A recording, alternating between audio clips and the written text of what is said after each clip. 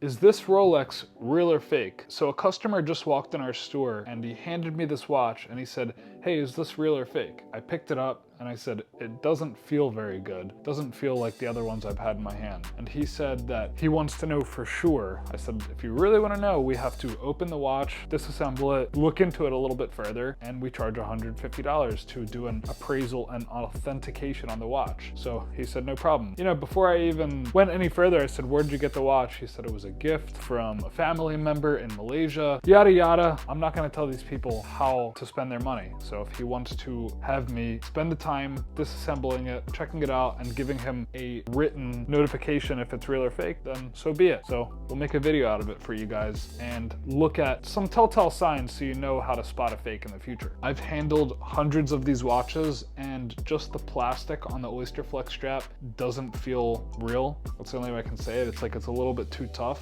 And then the watch, the weight of the watch doesn't feel right. But let's get the bracelet off and open the case back and see what else is going on. All right, before I open the case back, gold Rolexes always have hallmarks stamped into the back case. The hallmarks on this are pretty awful. We can flash what a real hallmark looks like versus these sad excuses of a hallmark.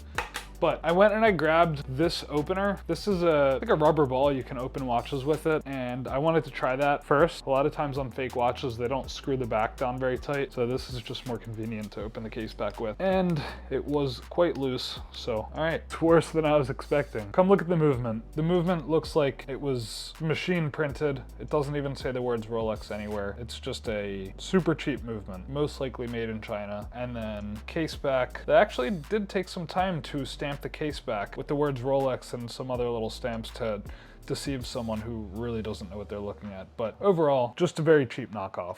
At this point, I'll snap some pictures of the inside of the movement to share with the customer, supporting the claim that I'm going to tell them the watch isn't real. We usually show you guys real watches. The first time we got to show you something fake, but it is the nature of the business that we're in. Sometimes we have to deal with this stuff too.